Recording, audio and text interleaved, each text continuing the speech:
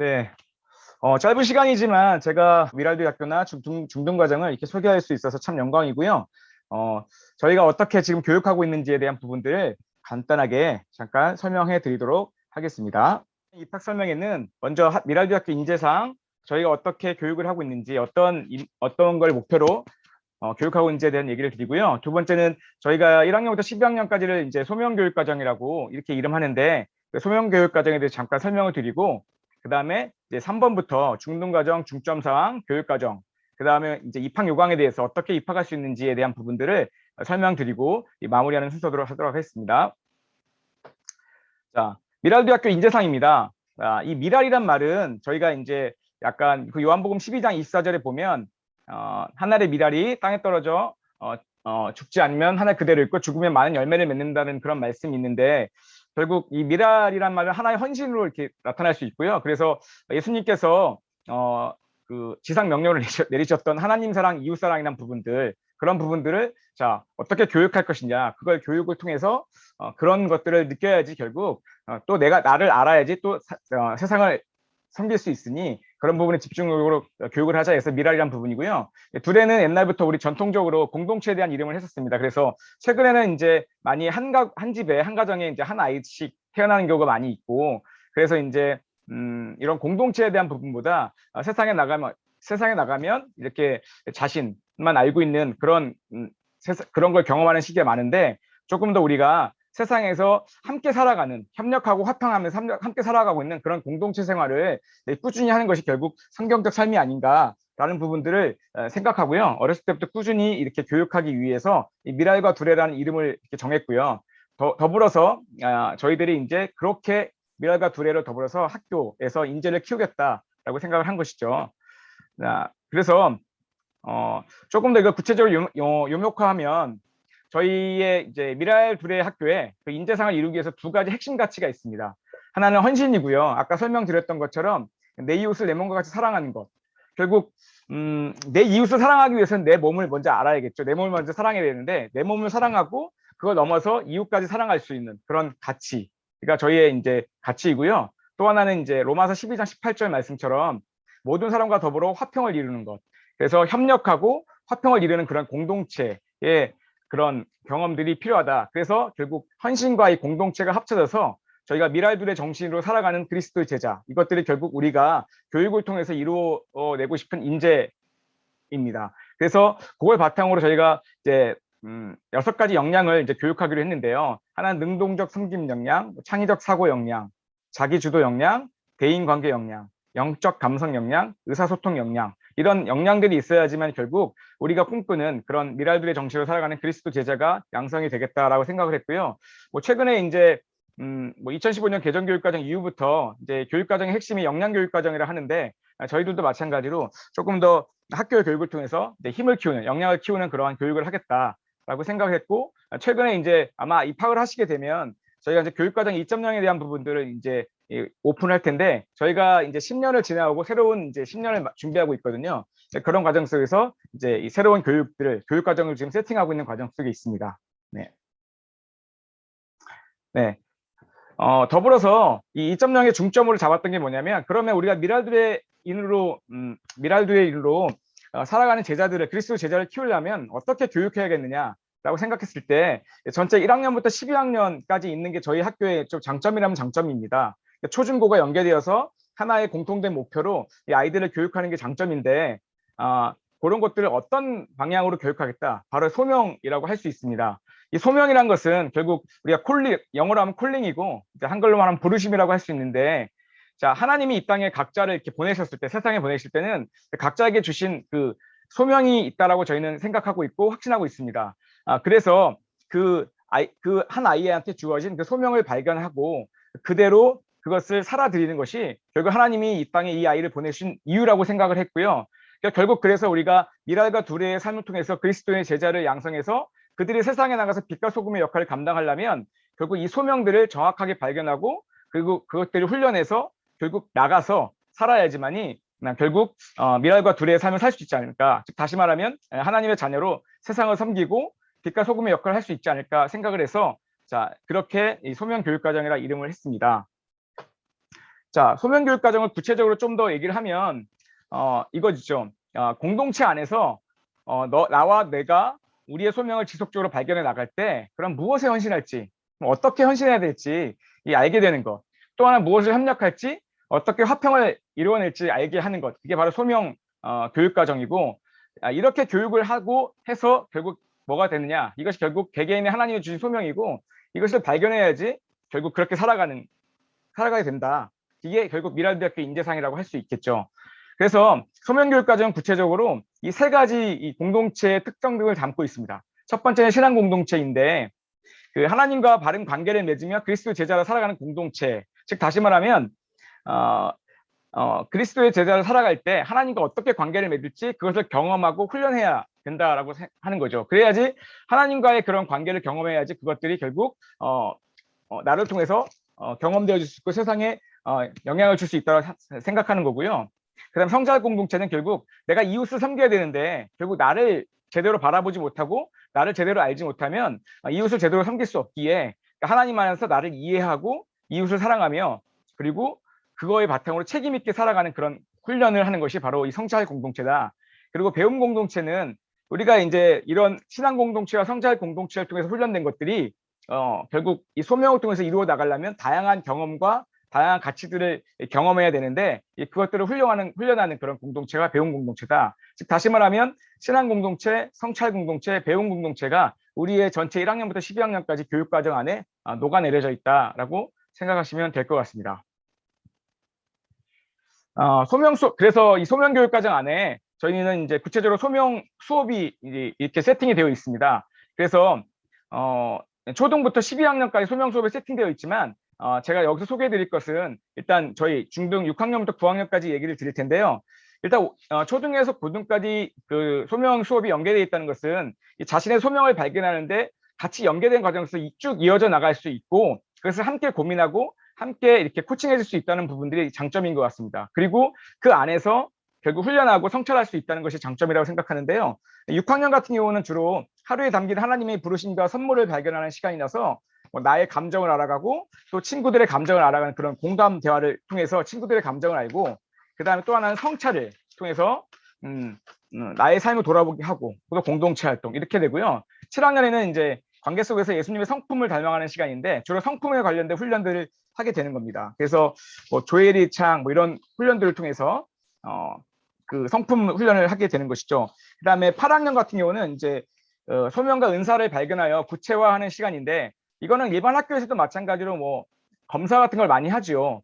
근데 아마 경험을 해보셨겠지만 최근에 일반 학교 같은 경우에서는 이제 검사를 하고 난 다음에 그 검사지를 나눠주는 것으로 이제 끝이고 그게 생활기록부에 기록되는 게 끝이겠지만 저희는 이제 이 검사들을 굉장히 많이 해요. 디스크, MBTI 같은 경우는 주로 어떤 달란트가 나한테 있느냐. 근데 나만 알면 사실 세상에 나가서 이웃을 섬길 수 없겠죠. 그 다음에 나랑 다른 사람들이 세상에 구성되어 있다는 걸 알 수가 없는 거죠. 그렇기 때문에 어떻게 보면 같이 검사를 한 친구들과 워크숍을 통해서 나를 소개하고 다른 사람의 그 달란트를 같이 소개하면서 이런 사람이 어우러져야지 결국 사회가 이루어질 수 있구나라는 경험하는 그런 시간을 갖는 거죠. 그다음 또 하나 소명과 은사도 마찬가지고 다중지능 검사나 또는 이런 걸 통해서 내가 가지고 있는 역량이 무엇인지 그다음에 내 마음 어떤 마음을 가지고 있는 것지를 돌아보면서 이것들 통해 나를 이제 알게 되고 나한테 주신 은사와 나한테 주신 역량들이 무엇인지 그러면서 조금씩 나에 대한 소명에 대해서 고민하기 시작하게 되는 겁니다. 이제 9학년에 가게 되면 이제 경험 속에 담긴 은사를 발견한다라고 나와 있는데 구체적으로 이제 그 내가 가지고 있는 그 중등과정의 경험들이 결국 나의 은사 속에서 이런 은사를 가지고 있구나라는 것을 찾게 하고요.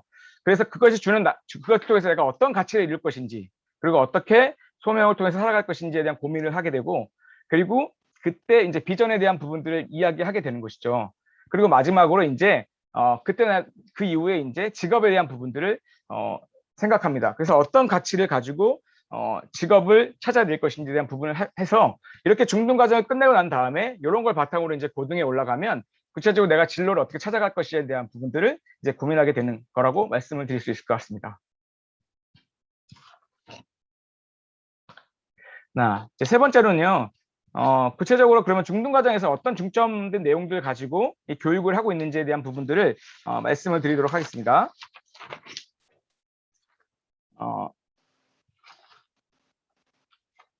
자, 중등과정의 기본 방향과 목표입니다.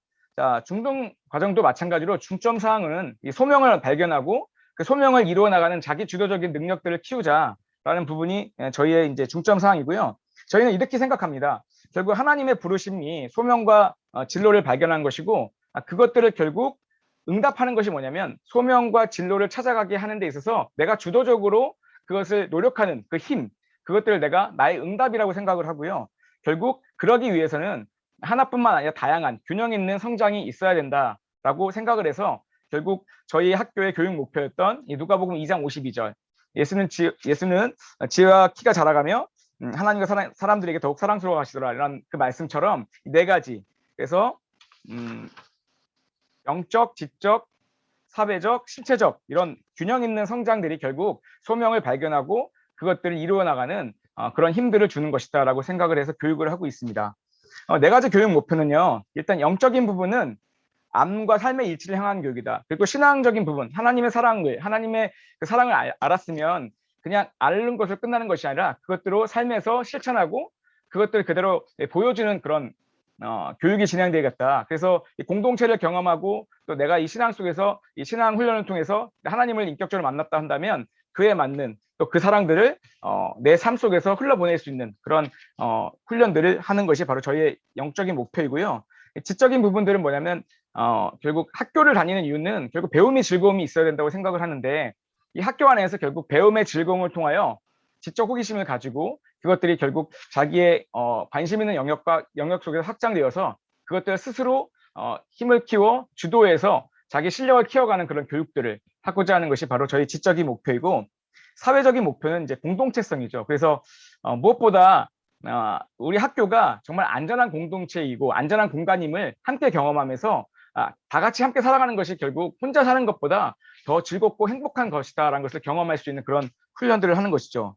그다음 네 번째는 이제 신체적인데 이 다양한 체험과 활동을 통해서 그냥 교실 안에서의 경험보다 많이 뛰어놀고 많이 또 경험하고 그다음 많이 찾아가고 하는 훈련들을 이 교육 속에서 이루고자 하는 것이죠. 자, 그러면 네 번째로 그러면 어떻게 교육 과정이 운영되고 있는지에 대한 부분들을 말씀드리도록 하겠습니다. 네. 첫 번째 이 암과 삶의 실천을 향한 교육인데 쉽게 말하면 이제 신앙 교육입니다. 그래서 저희는 이렇게 보시면 이 그림들 보시면 조금 알 수 있을 텐데요. 일단 예배와 예배팀이 먼저 있습니다. 그래서 예배팀이 주축이 되어서 어떻게 보면 예배를 준비하고 그 미랄들이 훈련되어서 이 예배에 대한 소중함을 조금 느끼는 그런 훈련들이 있고요. 그다음 매주 금요일 1교시에 중등과정 친구들이 하나님께 함께 예배를 드리고 있습니다. 뭐 최근에는 이제 코로나로 인해서 다 같이 한 자리에 모여서 예배는 못 드리지만 저희가 실시간으로 한 학년씩 내려와서 예배당에서 개보채플이라는 예배당에서 예배를 드리고요. 나머지 친구들은 이제 줌으로 실시간으로 이렇게 예배를 드리고 한 주마다 이렇게 교체돼 가면서 이렇게 예배를 지금 드리고 있습니다. 실시간으로는. 네. 두 번째는 이제 큐티와 다니엘 기도인데 저희가 매일 성경이라는 그 매일 성경 큐티 책을 통해서 그 본문을 가지고 매일 아침 8시 반부터 수업 시작하기 전에 일단 큐티로 하루를 시작하죠. 그래서 저희는 이 큐티 속에서 결국 어떻게 진행되냐면 같이 본문을 읽고요. 그 안에 이제 하나님께서 주신 그 말씀 안에 보물이 있다고 생각합니다. 그래서 그 보물을 발견하고 그 보물 속에 있는 질문들을 찾아보며 질문을 같이 나누고 이것들을 어떻게 적용할 것인지 오늘 하루 종일 하루의 삶 속에서 어떻게 적용할 것인지에 대한 부분들을 같이 나누면서 이렇게 시작을 하고 있고요. 그 다음에 이제 다니엘 기도라는 부분인데 다니엘이라는 이름 많이 들어보셨을 거예요. 이 다니엘이 이 포로로 끌려갔을 때도 항상 이스라엘 향해서 국가를 향해서 하루에 3번 기도를 드렸던 것처럼 저희도 이 기도 훈련으로 아침에 이렇게 벨이 울려요. 벨이 울리면 그 시간은 다 같이 기도하는 시간이고요. 아침, 점심, 저녁 이렇게 3번 국가와 그 다음에 학교와 친구와 가정을 위해서 같이 이렇게 기도하는 시간을 갖고요. 특히 친구들 같은 경우는 기도 제목을 같이 내는데 이 기도 제목을 이렇게 보면서 나중에 이렇게 이게 응답됐는지 안 됐는지 이렇게 서로 나누면서 기도의 힘을 같이 경험하는 그런 시간들을 갖기도 합니다. 그래서 한번 부모님들이 입학하시고 난 다음에 한번 이렇게 학교에 오시면요. 갑자기 이제 점심시간쯤 되면 이렇게 벨이 울려요. 그리고 다니엘 기도합니다. 그러면 아마 지나가시면서 보실 수 있을 거예요. 전부 다 자기가 있는 이치 속에서 기도하고 있고요. 특히 초등가정 아이들은 무릎 꿇고 기도하는 친구들도 있습니다. 네. 그다음에 컴패션과 기부인데 이제 하나님 사랑, 이웃 사랑이라는 부분들, 이웃을 긍휼히 여기는 그 마음들을 어렸을 때부터 좀 키워주기 위한 그런 훈련이죠. 저희가 컴패션 단체와 결연을 해서 저희가 지금 현재 23개 학급인데 23개 학급에서 23명의 아이들을 후원하고 있습니다. 그래서 한 반에 한 명씩 후원하고 있는데 어떤 아이들을 후원하냐면 태국에 있는 아이들을 후원하고 있고요. 왜 그럼 태국이냐? 그렇게 말했을 때 이것도 아이들이 이제 회의를 통해서 태국의 아이를 후원하고 싶다 해서 결정한 것이죠. 그래서 지금 11년 동안 꾸준히 이 태국의 아이들을 지원하고 있고요. 그리고 이제 컴패션 비전 트립이라고 해서 이제 11월 달쯤 되면 고등 친구들이 우리가 후원하고 있는 친구들을 직접 만나러 태국에 가서 가기도 하는데요. 그쪽에 가서 또 우리가 후원했던 친구들 만나면서 그들의 이야기를 들으면서 너무 이제 감동하고 감사해하고 고마워하고 돌아왔던 그런 내용들을 들었던 적이 있습니다. 또 기부는 이제 말 그대로 이것도 마찬가지로 기부 훈련인데 생활 속에서 아이들이 자기들이 용돈을 쪼개서거나 아니면 또 그 기부하는 마음들을 가지고 이렇게 누구를 도와줄 수 있는, 그래서 저희가 이제 예배에서 나오는 헌금이나 이 기부금들은 전부 다 태아 영아 보존 프로그램으로 자, 어린 아이들인데 부모가 없거나 이렇게 힘들게 자란 아이들을 이렇게 잘 성장할 수 있는 그런 기본 그 물질로서 저희가 헌금하고 있습니다. 그다음에 성경 통독과 말씀 암송과 헤븐벨인데요. 아이들이 좀 말씀 안에 노출되고 말씀 많이 깊이 읽을 수 있도록 저희들이 이야기하고 있는 건데, 성경 통독은 4년 1독을 목표로 각 학년별 통독 범위가 있습니다. 근데 좀 오해하시는 거는 그러면 성경을 4년마다 한 번만 읽으면 그게 목표인가요? 라고 말씀할 수 있겠지만 이건 기본적인 목표이고요. 아이들에 따라서는 1년에 한 번 읽고 두 번 읽고 뭐 많이 읽기는 뭐 두 번, 세 번, 네 번, 다섯 번도 읽는 친구도 있습니다. 그래서 일단 중등 과정에 있는 동안은 편차가 있으니까 4년 동안은 1독을 하자 했고, 그다음에 매주 암송 구절이 나가서 같이 반 아이들과 암송을 하고요. 이게 초중고 같이 연계되어서 꾸준히 하고 있습니다. 그리고 연말에 되면 저희가 조금 이제 올해 읽었던 말씀과 그다음 큐티, 그다음 암송된 말씀 바탕으로 이 성경 퀴즈를 해서 자신의 그런 성경 지식들 마음껏 뽐낼 수 있게 하는 것이죠. 그다음에 모든 수업은 이제 기독교 세계관으로 재구성하는 것이 이제 저희의 노력인데요. 저희가 이제 교과서나 아니면 내용들은 물론 인본주의나 국가 교육 과정을 따르는 경우도 있지만 적어도 우리 학교에서 우리 살아가는 이 신앙인으로서 그리스도의 제자로서 한 번쯤 이걸 하나님의 입장에서 한번 생각해 보자라고 해서 저희가 이제 배움객소라는 거를 이제 연초에 쓰는데 그 안에 꼭 기독교 세계관 질문들이 있어서요. 그것들 바탕으로 꼭 수업이 끝날 때나 이럴 때는 함께 이게 고민하고 질문하고 생각을 나누는 그런 훈련들을 하고 있습니다.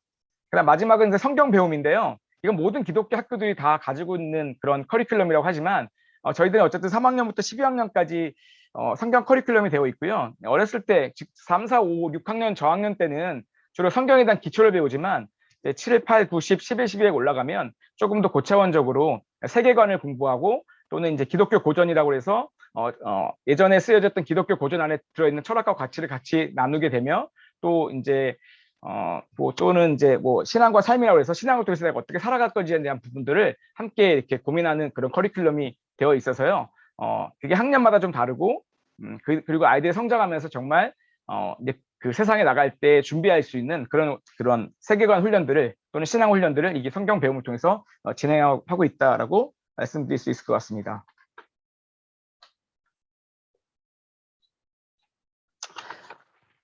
네. 요게 이제 저희가 뭐 간단하게 보여드릴 수 있는 사진인데요. 요게 예배팀의 훈련 모습이고요. 이들이 이제 매주 이제 예배를 인도합니다. 그리고 이제 말씀은 교목 목사님께서 전달하시지만 이 아이들이 주로 이제 찬양팀을 하면서 예배를 세팅하고 인도하는 그런 친구들이고요. 요거는 이제 하루에 3번 기도하는 다니엘 기도문입니다. 그래서 매주 한 주간 이렇게 다니엘 기도문이 이렇게 나오게 되고요. 이거는 이제 컴패션을 후원하는 그 한 친구의 가족이 함께 그 후원한 친구들 들고 찍은 사진이고, 이 친구는 지금 아침 하나님 말씀을 묵상하는 그 큐티 하는 모습이라고 할 수 있겠습니다. 네, 두 번째는 이제 공동체성을 함양하는 교육인데요. 물론 이제 저희 학교 중등과정 같은 경우는 모든 프로그램 가운데 함께하는 프로그램들이 굉장히 많습니다. 하지만 이제 그 중에서도 특히 이제 이 공동체성을 함양하는 교육이라고 한다면 이렇게 몇 가지들 얘기할 수 있을 것 같은데요. 먼저 이 우리 땅 들여밟고라는 프로그램인데 이건 일종의 이제 우리 땅, 우리 국토를 순례하는 프로그램입니다. 물론 이제 이거는 다른 학교에도 있는 이 프로그램이지만 저희만의 좀 독특한 프로그램이죠. 왜냐하면 초등부터 고등까지 1학년부터 11학년까지 함께 두레로 섞여서 여행을 떠나는 그런 프로그램이죠. 그래서 저희가 매년 1학년 학기가 시작되면요. 1학년부터 11학년까지를 섞어서 한 두레부터 시작해서 18두레를 만들어요. 그 두레는 1학년에서 11학년이 다 섞여 있는 거죠. 그런 다음 그들이 이제 미라 형제 모임을 해요. 그래서 인위적으로 1학년부터 11학년 친구들 한 형제를 묶어서 요즘에 이제 형제들이 많지 않으니까 형제의 소중함 이런 것들 알게 하기 위해서 묶어두고 그들을 주기적으로 이렇게 만나게 하는 그런 시간이 있고요. 이들을 바탕으로 이제 뭘 하게 되냐면 우리 땅 들여밟고라는 것을 준비하게 됩니다.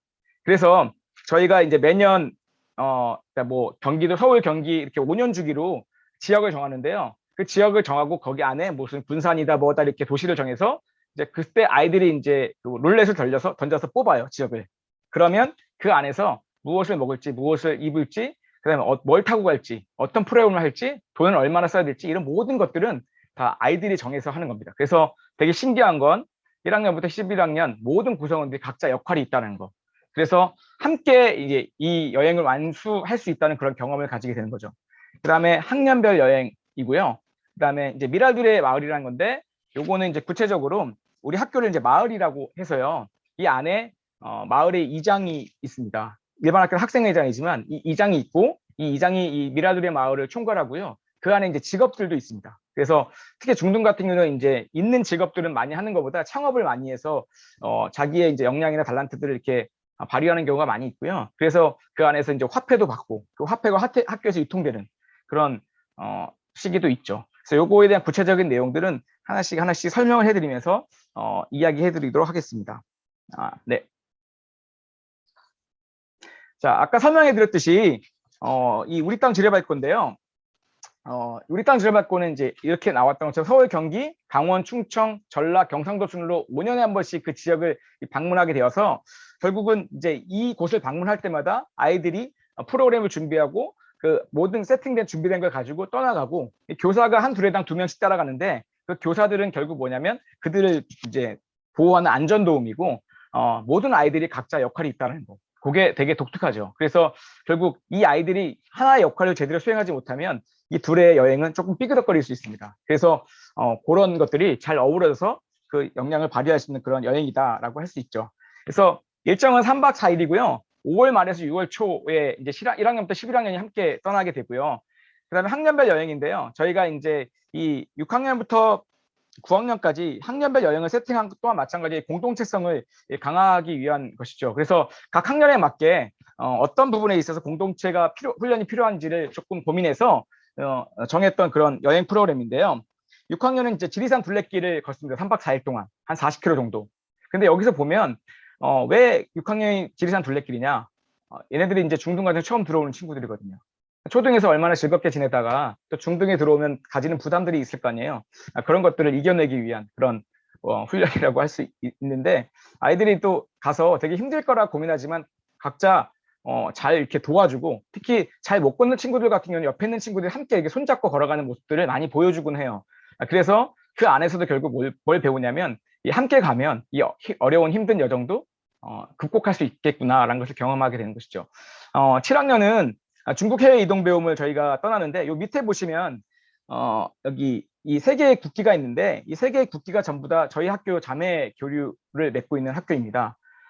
그러면 왜 중국하고 몽골이냐 이렇게 생각할 수 있으시겠는데 이 중국 같은 경우는 저희 초등과정이 이제 한중일 이 3개국이 묶여서 교류를 합니다. 그 이유는 뭐냐면 옛날에 과거사에서는 이 세 개의 국가가 별로 안 좋은 감정을 가지고 있는데 이제 현대에 와서 이 과거 역사의 그런 감정들 다시 다음 세대들이 다시 가질 이유가 있겠냐. 그래서 우리가 함께 먼저 나서서 새 국가가 친하게 지내서 그 옛날의 역사적 감정들을 지우고 더 좋은 친구가 될 수 있다는 것을 경험하자라는 취지에서 3가국 교류를 하는데 그게 연장선상에 사실 그 학교하고 중등이 같이 엮여서 교류를 하기 시작했고 그래서 이제 이 중국의 학교와 교류를 하게 되었습니다.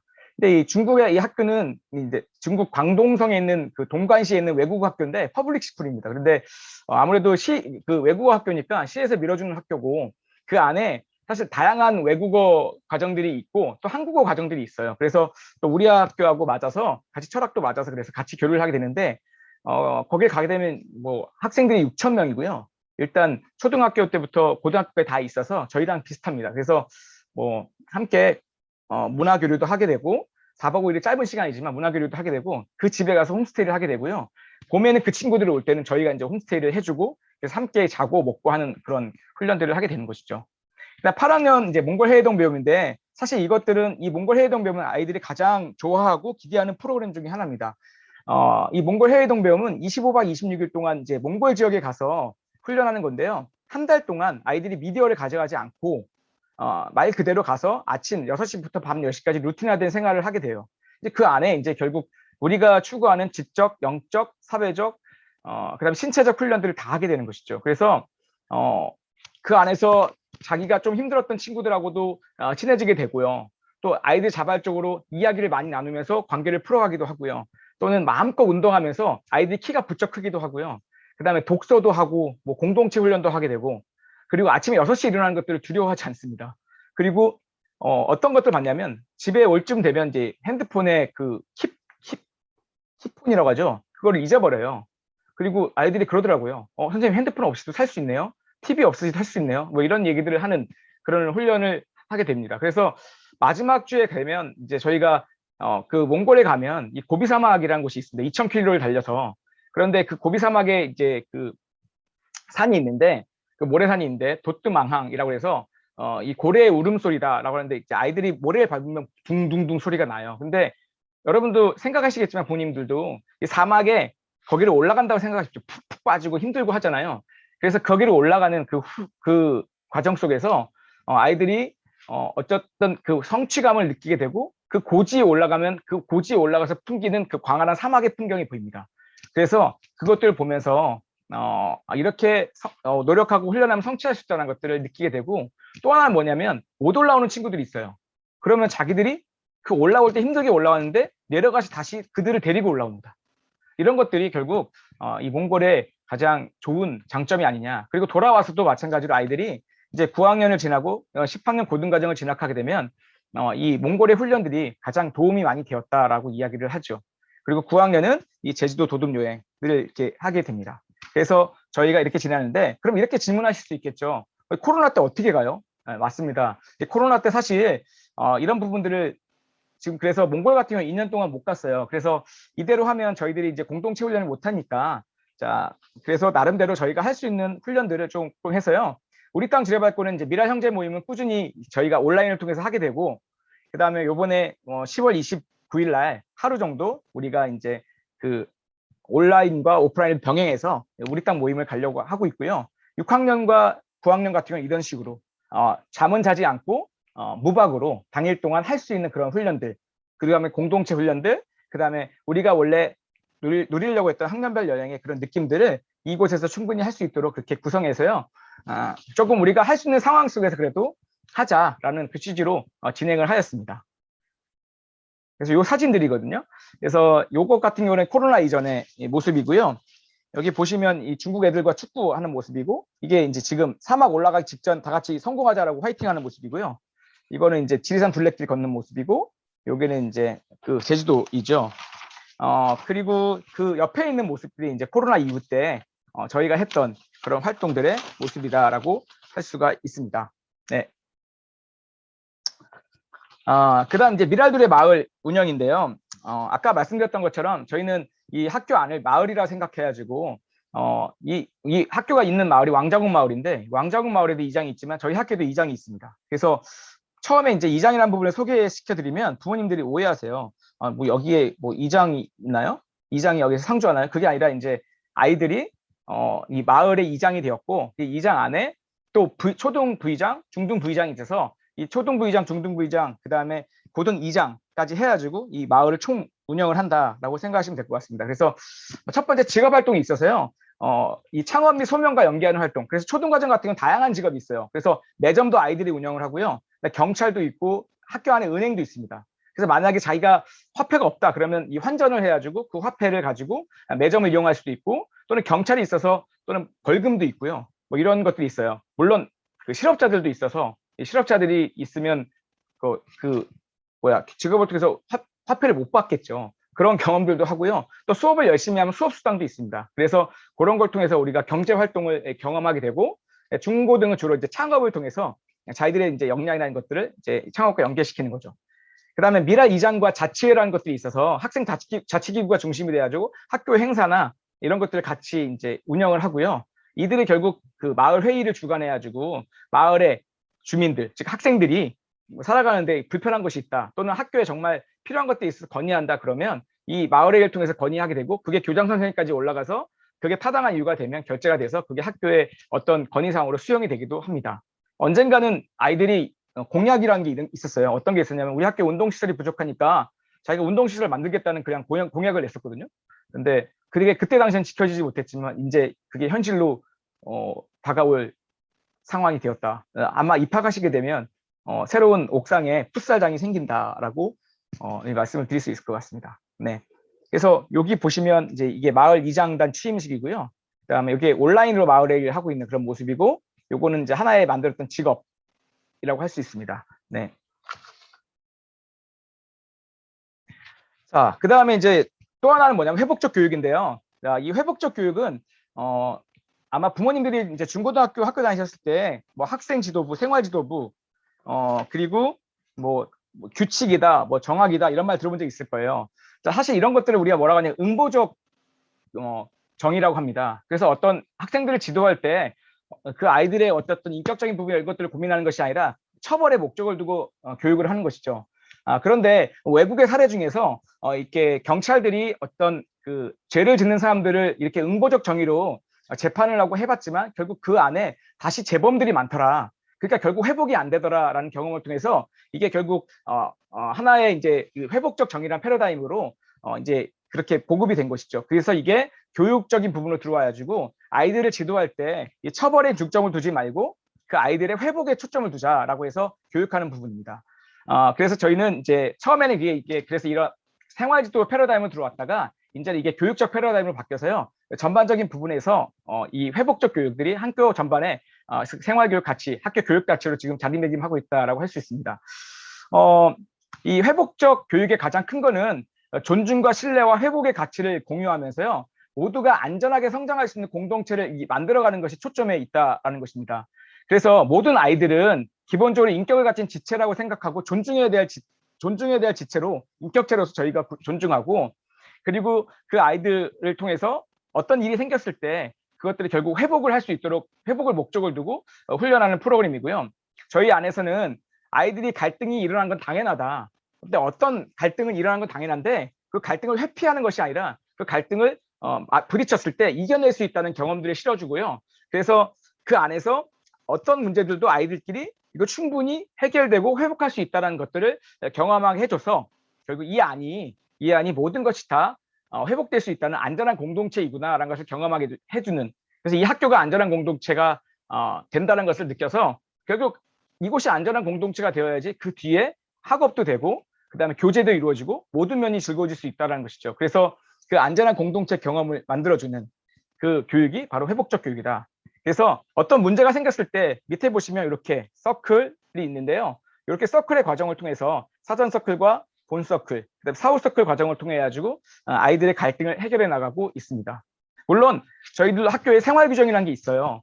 생활 규칙이 있어서 기본적으로 이거 정도는 우리가 아웃라인으로 이 정도는 우리가 지켜줘야 된다는 부분들을 제시하고 있고요. 이 회복적 교육은 그래서 어떤 회복을 목적으로 하지만 무조건적으로 자유를 주는 게 아니라 이 자기가 한 것에 대한 책임이 있다는 것을 분명히 교육시킵니다. 그래서 만약에 내가 다른 친구들을 힘들게 했다라고 한다면 물론 그 갈등을 회복하지만 그 회복에 대한 책임은, 그러니까 그 아이를 힘들게 했다는 책임은 져야 된다라는 부분들을 반드시 교육한다라고 말씀드릴 수 있을 것 같아요. 네, 요것들이 결국 이제 요 미드 하이라이트인데 요거는 이제 중고등 과정의 축제입니다. 그래서 저희가 매년 이제 2월 학기가 되면 집중 배움이라는 게 있는데 그때 이제 미드 하이라이트를 하죠. 그래서 중고등 아이들이 자기가 가지고 있는 그런 달란트들을 마음껏 펼치는 그런 축제이고요. 뭐 방송제, 부스도 운영하고 그다음에 자기들이 가지고 있는 끼를 발휘하기도 해요. 그러면 코로나 때 어떻게 했느냐? 이 친구가 지금 이게 사회를 보고 있잖아요. 이것들은 다 코로나 이전의 모습이고, 이 친구가 사회가 보고 있는 건 뭐냐면 작년에는 그걸 다 영상으로 이렇게 만들어서 상영을 했고 유튜브로 이렇게 상영을 했습니다. 그래서 영상으로 만드는 그 안에서도 아이들의 달란트를 충분히 볼 수 있겠더라고요. 그래서 이런 부분들을 같이 진행했다라고 할 수가 있습니다. 자, 그 다양한 체험과 활동을 지향하는 교육인데 옛날에 이런 말이 있잖아요. 백문이 불여일견이다. 즉 다시 말하면 100번 듣는 것보다 100번 듣는 것이 한 번 보는 것보다 못하다. 근데 저희는 이렇게 말합니다. 백견이 불여일혐이다. 그래서 100번 보는 것이 한 번 체험하는 것보다 못하다. 그래서 아이들이 조금 더 다양하게 체험하고 경험할 수 있도록 그렇게 뭐 이제 현장 체험 학습이나 이런 것들을 같이 교과 연계하기도 하고요. 그다음에 아이들이 체육이나 또는 신체 훈련 속에서 많이 운동할 수 있게끔 운동 시설들이 많이 없지만 곳곳에 짜투리 공간을 이용해서 아이들이 훈련할 수 있게끔 이렇게 했죠. 그래서 여기 보시면 학년별 사행 같은 경우는 의도적으로 아이들이 신체적 훈련을 좀 하기 위해서 저희가 6학년부터 9학년까지 3월달, 4월달에 함께 이제 산에 올라가는 그런 프로그램이고요. 그다음에 숲속 산책은 지금은 이제 6학년만 하고 있지만 아이들이 이제 주로 아스팔트를 많이 밟고 있는데 이 숲과 땅을 많이 경험할 수 있도록 그래서 저희가 이 왕자국 마을에 들어왔던 이유 중에 하나도 이 숲속 산책이라고 할 수 있죠. 그리고 뭐 체력 측정, 생활체육, 뭐 체육대회를 이렇게 병행하면서 아이들이 조금 더 많이 뛰노고 경험할 수 있도록 하고 있습니다. 이 균형 있는 식단과 간식은 아이들이 조금 잘 먹고 건강하게 자랄 수 있도록 저희가 유기농 식단과 그다음에 이 간식을 주고 있고요. 또 학교 안에서도 마찬가지로 하나님이 주신 몸인데 이 건강하게 잘 성장해야 한다는 그런 가치관을 가지고 아이들을 지도하고 있습니다. 네, 요 사진이 아마도 그런 사진이죠. 요거는 이제 코로나 이후 때 우리가 체육 활동했던 모습들이죠. 네. 네, 이제 그 네 번째 배움의 즐거움과 자기주도성을 함양하는 교육인데 이거는 결국 지적 영역이라고 할 수 있습니다. 자, 먼저 편제 및 교육 과정을 보시는데 저희는 6학년부터 9학년까지가 중등 과정이고요. 왜 그러면 6학년을 중등으로 하느냐? 또는 이제 많은 부모님들이 6학년이 중등이라고 하니까 이 미국식 학제 아니냐 이렇게 오해하시는 분도 있어요. 근데 그거 아니고요. 어떻게 보면 이제 6학년이 초등에 있다고 한다면 너무 오랫동안 초등교육을 하고 있다. 그리고 신체적으로 이전보다 많이 성장한 이 아이들을 초등에 놔두는 것보다 조금 더 중등에 와서 그 중등의 경험들을 또 많이 하는 게 좋겠다 해가지고 학교 시작할 때부터 6학년을 중등으로 했고요. 그래서 지금 6, 7, 8, 9 그래서 5, 4, 3 학제가 현재 학제입니다. 추후에 이제 바뀔 가능성도 있을 수 있지만 현재로는 그렇게 진행하고 있다는 것이고요.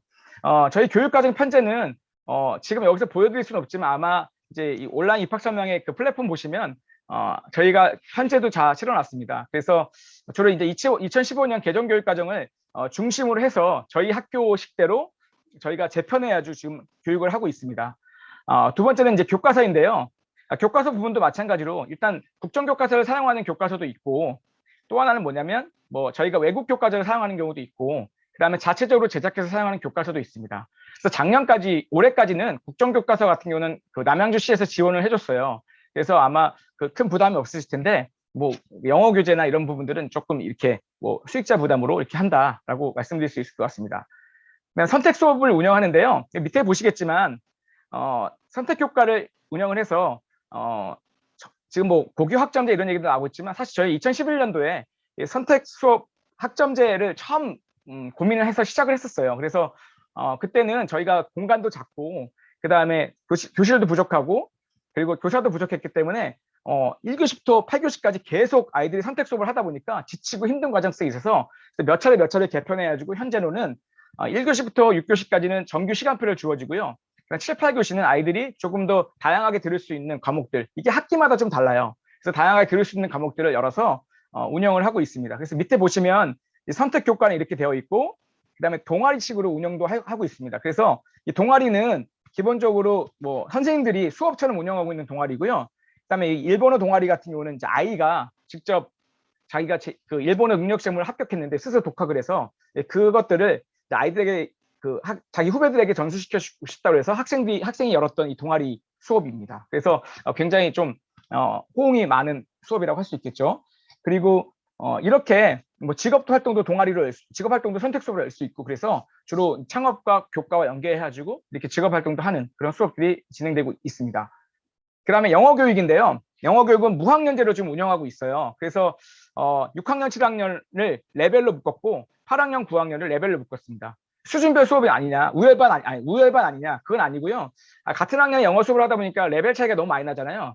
저희는 영어를 도구 배움이라고 합니다. 그러니까 말하는 도구로 영어를 배우는데 그러다 보니까 아이들이 영어에 대한 흥미도 없어지고 자신감도 떨어지더라고요. 그래서 레벨별로 학년과 상관없이 레벨별로 섞어서 그 안에서 열심히 자기 수준에 맞게 공부를 하면 그래서 레벨업 시켜가지고 조금 더 자신감 갖게 영어를 자기가 도구로서 사용할 수 있도록 하기 위한 그런 방법으로 현재로는 그렇게 진행하고 있다라는 것이고요.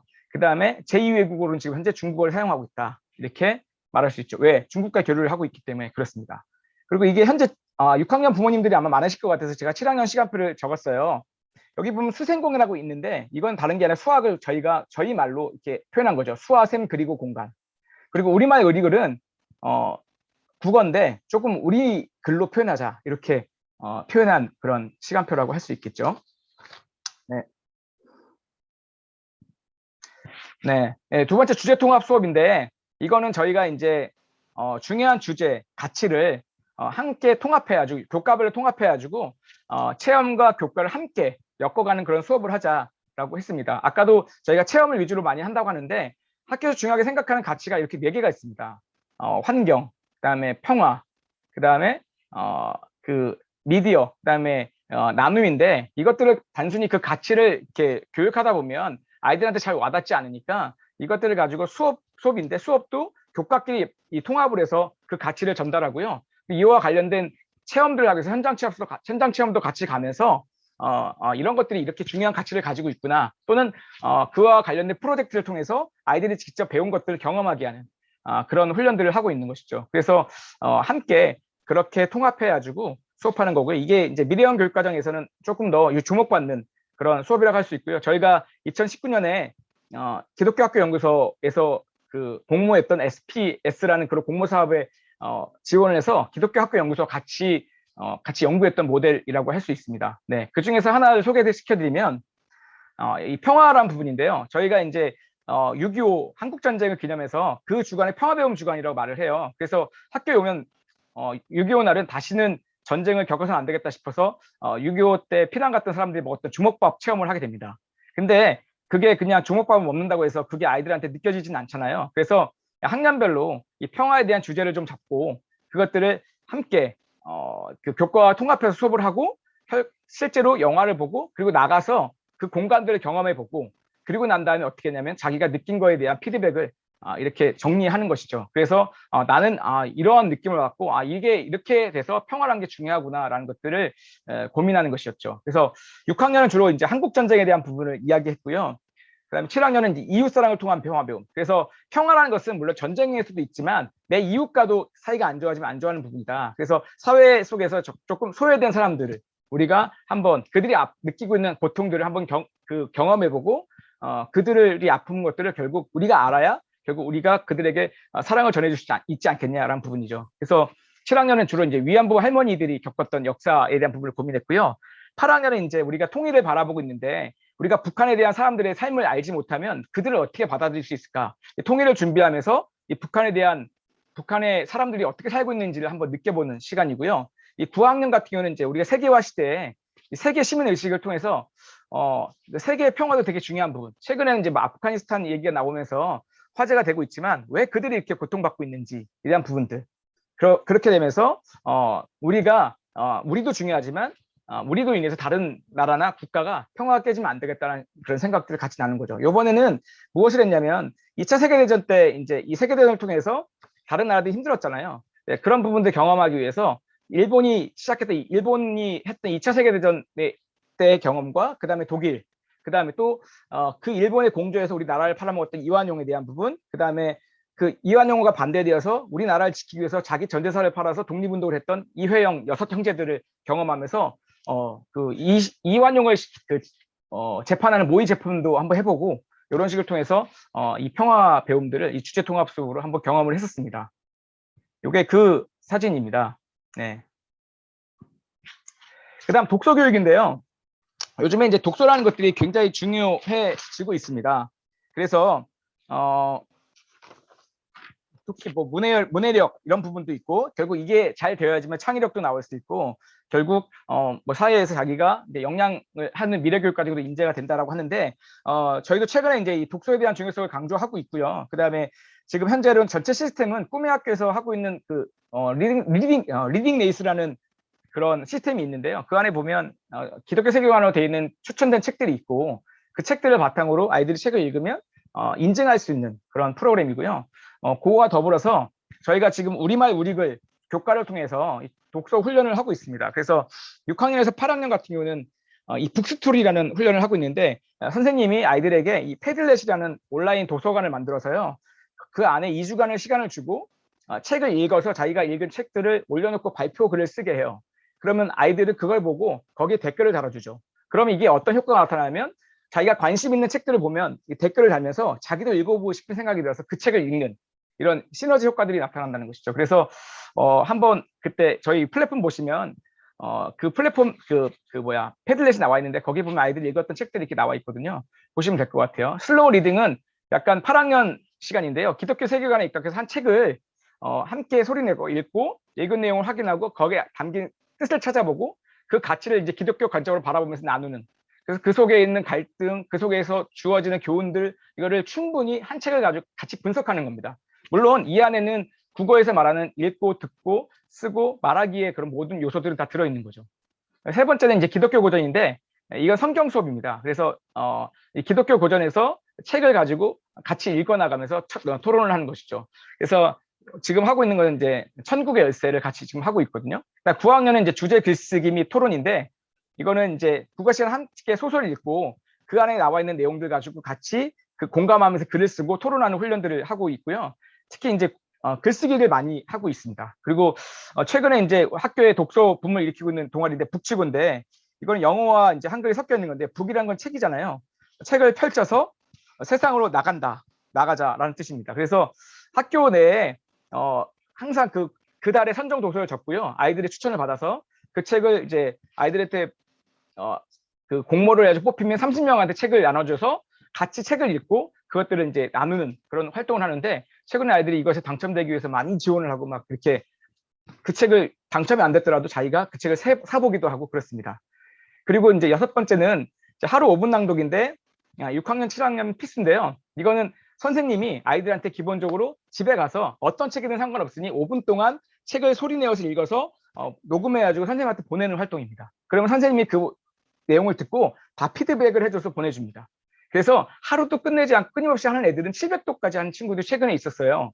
근데 그 친구한테 물어봤더니, 너는 왜 끊지 않고 지금까지 이 5분 낭독을 해? 라고 물어봤더니, 제가 원래 말을 잘 못하는데요. 말을 좀 꼬이는데요. 근데 말을 잘할 수 있는 자신감이 생겼고, 그 다음에 또 하나는 제가 이걸 5분 낭독을 하게 되면서 책을 가까이 하게 됐어요. 이제는 책을 이렇게 재미있게 읽게 되는 훈련들이 됐어요. 라는 고백을 했던 그런 경험이 있습니다. 그래서 이것들이 지금 저희 학교에서 진행하고 있는 그런 독서 교육이다라고 말씀을 드릴 수 있을 것 같습니다. 보시면 요거죠. 요게 이제 북치고 동아리에서 항상 달마다 선정하는 거고요. 요거는 이제 점심시간마다 아이들이 밑에 있는 지하 있는 도서관처럼 되어 있는 공간에 와서 책을 읽는 거고요.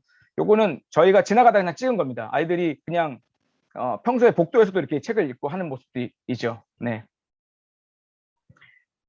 네, 저희 학교 이제 특색 수업이라고 하면 몇 가지가 있는데요. 이 디베이트죠. 그래서 이 디베이트 같은 경우는 지금 교과로 편성이 되어 있어서 아이들이 뭐 찬성과 반대를 가지고 한쪽의 찬성 반대 이게 아니라 둘 다 찬반을 같이 준비하는 거죠. 그래서 이 찬성과 반대에 대한 입장들을 서로 공감할 수 있고 새로운 지식을 만들고 이야기할 수 있는 그런 능력들을 키우는 거고요. 하브루타라는 유대인 학습법인데, 하브루타란 말은 이제 둘씩 짝을 지어서 질문하고 대화하는 그런 토론법입니다. 그래서 아이들이 조금 더 자신감 있게 자기가 배운 것들을 자기 스스로 질문한 것들을 이제 아이들에게 설명해 주는 그런 것들이죠. 최근에 이런 얘기들이 많이 나오잖아요. 가르치지 말고 배우게 하라. 사실은 누가 가르쳤다고 하는데 끝나고 나면 기억에 남는 게 없는 건 그럼 배운 게 아니다. 그런데 이 하브루타도 마찬가지로 둘이 짝을 지어서 자기가 설명해 주고 질문하고 그다음 대화하고 토론하는 그런 이 학습의 연결선상에서 있는 그런 학습법이라고 할 수 있습니다. 그리고 연극 영상제 수업, 아이들이 글을 써서 직접 연극을 올리기도 하고 대본을 쓰기도 하고요. 그다음에 하늘 캠프, 만국 박람회, 영어 말하기 대회 등 해서 자기가 교과 시간에 배운 것들을 그냥 거기서 끝내는 것이 아니라 그 연장시켜서 뭐 체험을 가기도 하고 또는 이제 말하기 대회를 하는 그런 훈련들을 하기도 하고요. 이 만국 박람회 같은 경우는 이제 프로젝트입니다. 그래서 사회 시간에 배웠던 것들을 실제 한번 경험해서 이렇게 전시해서 발표하는 그런 훈련들을 하는 것이죠. 네, 여기 나와 있는 것들이 그런 사진입니다. 그래서 이건 디베이트 하는 것이고, 요거는 지금 만국 박람회 하는 모습이고요. 이건 연극 영상제, 그다음에 요거는 하늘 캠프, 요거는 이제 영어 말하기 대회 이런 모습들입니다. 네, 마지막으로 자기주도 교육인데 아까도 말씀드렸듯이 이 자기주도 교육은 정답이 없다고 생각합니다. 그래서 저희 모든 활동들, 아까 여행 프로그램도 마찬가지고 이 모든 것들이 어떻게 보면 자기주도 훈련을 하는 것이죠. 아이들 여행을 가는데도 선생님이 모든 걸 프로그램을 만드는 것보다 아이들이 주도가 되어서 계획하고 또는 이것들을 어떻게 할지 연구하는 그런 경험들이 많이 있고요. 그래서 실제로 학교 생활은 모든 것들이 다 자기주도와 관련이 있지만 조금 더 습관에 이제 초점을 두어서 하는 것들이 이런 것이다라고 할 수 있습니다. 저는 이제 부모님들 오실 때 이렇게 설명을 드려요. 영어 문제, 수학학 문제 하나 더 푸는 것보다 저는 이렇게 다양한 경험들을 하게 하는 것이 오히려 더 중요하다라고 말씀을 드리는 거죠. 그렇다고 해서 영어 문제, 수학 문제 공부 안 시켰다는 건 아니고요. 근데 공부를 하는데 그것보다 더 중요한 것은 아이들 스스로 무언가 할 수 있는 경험들을 많이 해주는 게 더 중요하다라는 부분이죠. 그래서 결국 저희들은 이제 세 가지 얘기를 드리고 싶은데, 일단 중등과정에 플래너가 있습니다. 미래 풍경이라고 자체적으로 저희가 만들었던 거고요. 영적, 지적, 사회적, 신체적 것들을 저희 교육 목표들 다 담아낼 수 있는 그런 플래너라고 할 수 있고요. 아이들이 꾸준하게 플래너를 통해서 계획하고 실천하고 성찰할 수 있는 그런 훈련들을 좀 하자 해서 6학년부터 쭉 쓰고 있습니다. 그리고 이제 습관과 경청인데, 사실 6학년부터 이제 주로 이제 중점을 두려고 했던 거는 뭐냐면 듣는 마음이죠. 그래서 아이들이 눈을 바라보고 듣고 듣는 마음들 가져서 선생님들이 얘기한 걸 잘 듣고 잘 실천할 수 있는 그 훈련들을 하게 되고, 그 다음에 복습 습관 키우기, 그 다음에 지식 축적 관리 습관이라고 해서 저희들이 9학년쯤 되면 이제 뭐 하냐면 아이들이 이제 계획을 잡고 공부할 수 있는 그런 프로그램이라서 찐공 프로젝트라는 프로그램을 하는데, 그런 것들도 결국 습관을 키우는 프로그램을 할 수 있습니다. 그 다음에 저희들은 항상 행사가 끝나거나 학교의 프로그램이 끝나면 뭐냐면 아이들이 기록하게 합니다. 기록하게 하고 그것들을 통해서 문집을 만들어주고 그것을 담아놓을 수 있는, 그걸 보관할 수 있는 그런 것들을 하는데, 그것들을 결국 아이들 스스로 또 글을 쓰게 하고 책을 만들게 하는 그런 포트폴리오를 하고 있습니다. 이런 것들을 통해서 지금 자기주도 교육을 하고 있다라고 말씀을 드릴 수 있을 것 같고, 교육과정 2.0이 진행되면서 조금 더 이건 업그레이드 될 예정이라고 말씀드릴 수 있을 것 같아요. 네. 장시간 제가 말씀을 드렸는데 이제 마무리하면서 몇 말씀 드리고 끝내려고 합니다. 저희 선생님들은 그 아이들에게 우리 학교에서 가장 좋은 것이 무엇이냐라고 물어보면요, 아이들의 대답이 뭐냐면 선생님이요라고 말하는 경우가 많습니다. 그만큼 뭐 다른 프로그램들, 학교 다른 것들이 좋지 않다라고 하는 것보다 그만큼 아이들이 선생님과 잘 지내고 있고, 또 선생님들 그만큼 아이들 향해서 사랑하고 열정을 보여주시고 또 환신하고 있다라는 증거라고 말할 수 있을 것 같고요. 그만큼 아이들을 향해서 깊이 고민하시고, 이 아이들이 미랄교육 학교를 통해서 정말로 예수님의 사랑을 깊이 느끼고 행복하고 즐겁게 학교를 다닐 수 있는 그런 학교가 되었으면 좋겠다라는 것을 항상 고민하고 있습니다. 그리고 수업도 마찬가지로 아까 제가 말씀드렸듯이 학교는 배움의 즐거움과 사귐의 즐거움이 있어야 된다고 생각을 하거든요. 그러니까 배움의 즐거움은 결국은 학교 안에서 지적 호기심이 생겨서 그것들을 통해서 자기의 지식이 확장되어야 된다고 생각하는데, 그것들을 고민하기 위해서 저희가 수업 나눔을 하죠. 그러니까 이 수업 나눔은 일반 학교의 수업 장학이 아니라 저희들이 했던 수업들을 공개하고 그것들을 수업 일기를 쓰고 결국 그 속에서 이 수업을 보면서 서로 힘을 내고 용기를 낼 수 있게 격려하는 그런 문화들이 지금 되어 있다라고 말씀드릴 수 있을 수 있을 것 같고, 저희는 아이들을 여기서 가르치면서 결국 무엇을 얘기하고 싶냐면요, 관리를 하고 싶은 게 아닙니다. 아이들이 이곳에서 모든 걸 잘하고 막 관리를 박박 하는 게 아니라 이 안에서 관계를 만들어가고 싶은 거죠. 그래서 관계성을 키우게 하는 것이 저희의 고민이고, 성적을 키우는 것이 아니라요, 결국 그 안에서 아이들의 실력을 키우는 것들이 중요한 저희의 가치관이라고 할 수 있습니다. 세상에 말하는 스펙이 아니라 결국 많은 것들 보고 고민하고 생각할 수 있는 힘을 기르자. 그리고 성공이 아니라 결국 하나님이 이 아이들에게 주신 그것이 소명이, 그 사명이 무엇인지를 생각하게 하는 그런 교육들을 하고 싶은 거죠. 그게 저희가 부모님들한테 말씀드리고 싶은 저희 학교, 대안학교 이야기라고 할 수 있고요. 결국 그것들이 결국 뭐냐면 예수님 가르침 그대로이고 그리고 하나님의 마음으로 아이들을 가르치는 미랄대학교의 교육 과정이라고 말씀을 드릴 수 있을 것 같습니다. 네, 이것으로 입학 설명을 마무리하겠고요. 학부모님들 저희 학교에 그 중등과정 온라인 입학 설명의 플랫폼이 있습니다. 거기 오셔서 저희 교육 활동을 보시면 되겠습니다. 감사합니다.